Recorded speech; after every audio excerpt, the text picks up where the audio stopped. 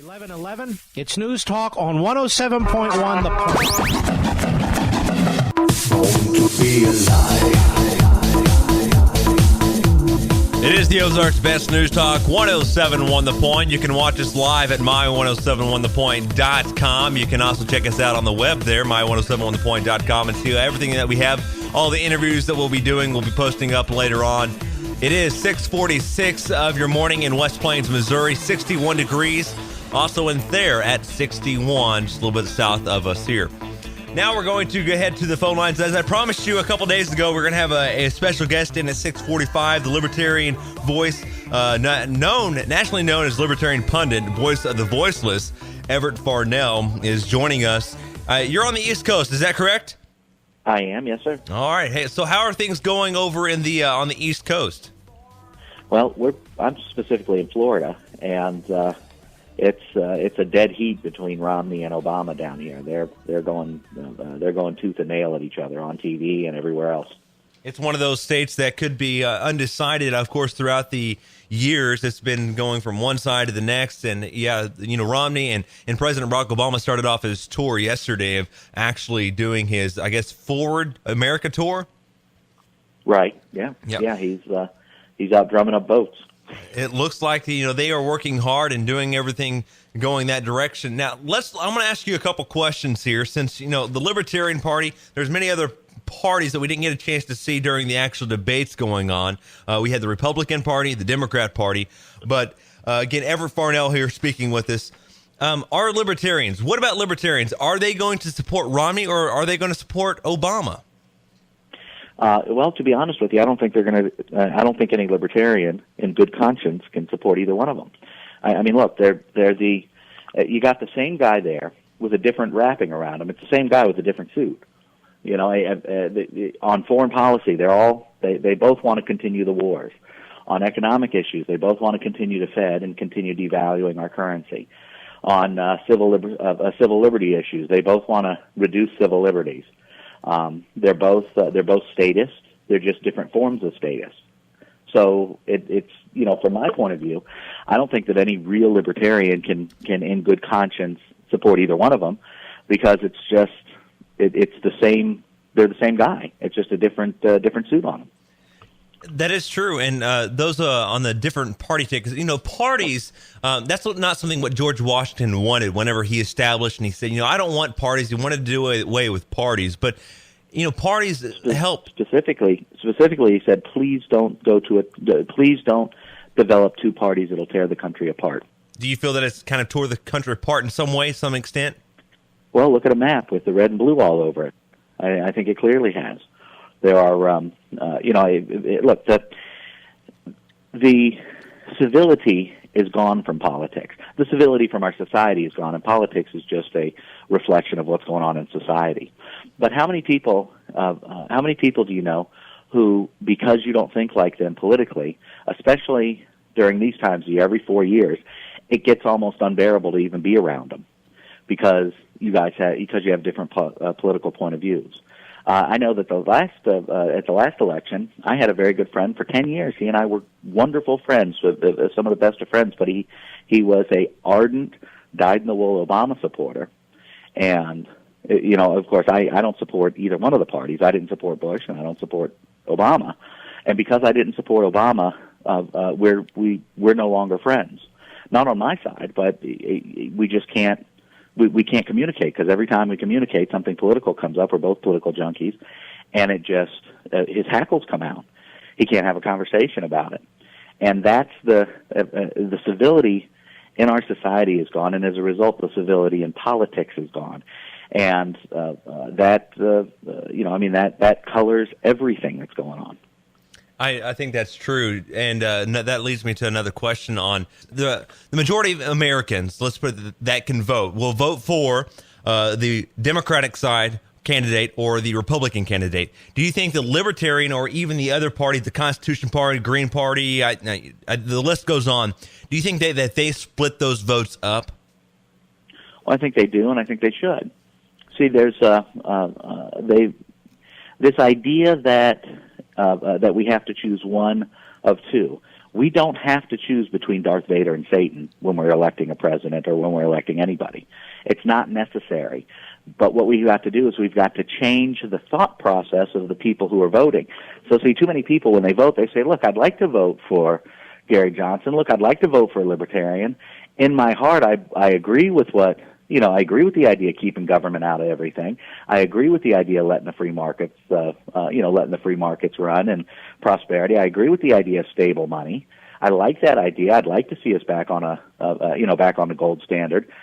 But if I vote for thus and so, if I vote for somebody other than a Republican or Democrat, I'm going to waste my vote. But if everybody who said, I would like to vote for this guy, but if I do, I'm going to waste my vote. If everybody voted for the person who would truly represent them, and nobody's going to represent you 100%, but in a philosophy and in where you like to see the country go, okay, in the direction the country's moving, if everybody who said, I would like to see a third party get in, but I don't want to vote for them because I waste my vote, if they would vote for the third party, we would have real change. I mean, if you go around on the street, it's amazing. And it doesn't matter. It's both sides. Whether you're conservative, liberal, Democrat, Republican, if you say, what do you think of the Democratic Party? What do you think of the Republican Party? What do you think of the two major parties? What do you think of the politicians? Almost uniformly, everybody thinks they're horrible. Everybody thinks they're horrible. So why, if everybody thinks they're horrible, are they getting in? Because they've created this false choice. They, meaning the machine, the political machine, has created this false choice and duped everybody into believing that Tweedledee or Tweedledum, those are your only choices. But they're not your only choices. And if everybody would wake up and start voting the way that they would, voting for somebody they'd really like to see get in there instead of voting against somebody who they don't want to see get in there, then we would have real change in this country, and it would happen rapidly. But getting to that point is difficult. That's a point that I think everyone should hear, is that not voting against a candidate, but voting for the candidate that you would like to see in there. Oh, absolutely, you have to. You can't in good conscience. If you're a moral and ethical person, you can't vote for Darth Vader over Satan, whoever you think Darth Vader is and whoever you think Satan is. You can't do it. I mean, how could you? You're going to vote for the guy who is less horrible, the guy who's going to steal, in your opinion, less freedoms, the guy who's going to damage the country less. I mean, how can you in good conscience vote for somebody like that and then really, and then claim that the person who didn't take part in the vote doesn't have a right to complain? Hear that all the time. If you don't vote, don't complain about the government. Well, yeah, but you voted for a schmuck.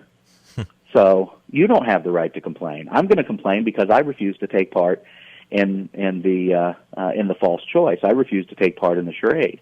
Now, I do vote, so I'm not suggesting that, but I have heard and agree with the argument of people who don't vote.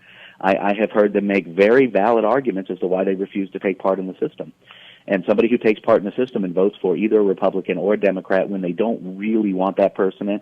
It's a great line I heard somebody say a while ago. He said, without referencing President Obama once in any way, explain to me why you want Mitt Romney to be president. And I've asked that to a bunch of Romney supporters, and not one can tell me. Not one. Nobody can give me a real answer. It's just, I don't want the other guy. Or voting for the lesser of two evils. Exactly. And I'm tired of hearing that. That's, to me, I hear people always come out and say, whether it be off the street or just someone that in the family, you say, I'm going to vote for the lesser of two evils. I'm thinking, you're still voting for evil then. If you think that they're both evil, you're going to vote for the lesser of two evils. But we'll move on past that because I don't want to get myself a fuming up here. Okay. Looking at just everything in general, I came across an article, and it said New Hampshire on the November 2012 ballot will give libertarians their own party column. No longer is it going to be the Republican candidates, Democrat candidates, and of course the write-in candidates, but it's going to have a new format that's going to be ideal with the libertarian and other candidates in a column, word Constitution printed next to it.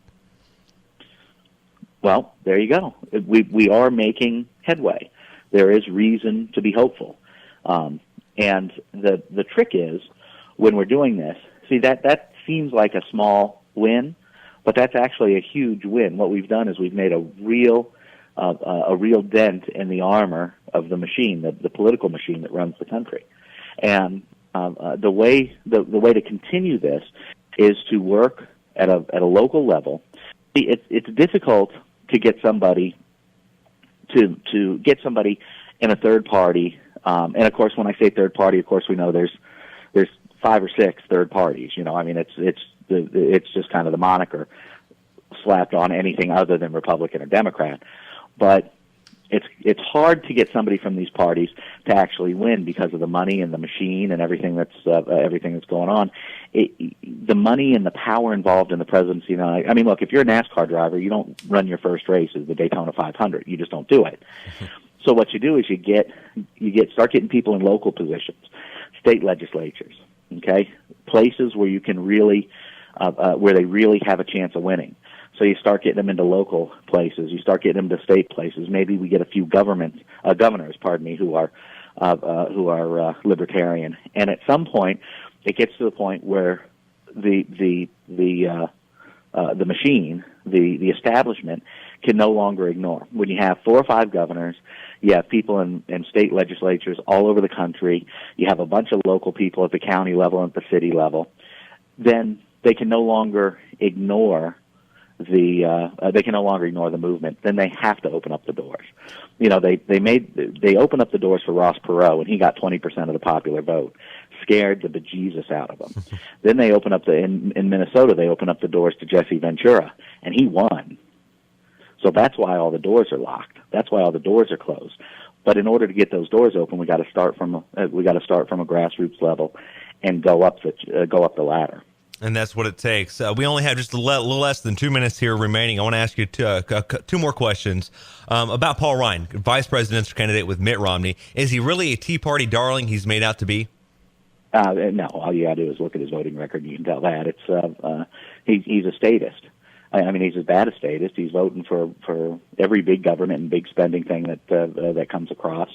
The fact that they labeled him as a Tea Party darling is ridiculous. Why? Because he gave a few Ayn Rand novels out to his staff. Please, that's ridiculous. He's a joke. Okay, one last question before we get to your information that someone can look at you up on the internet.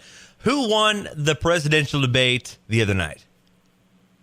Unquestionably, I think Romney did, and Obama did. Romney got trounced. Okay, I was going to say, I was like, whoa, wait, yeah, I'd agree with you on that.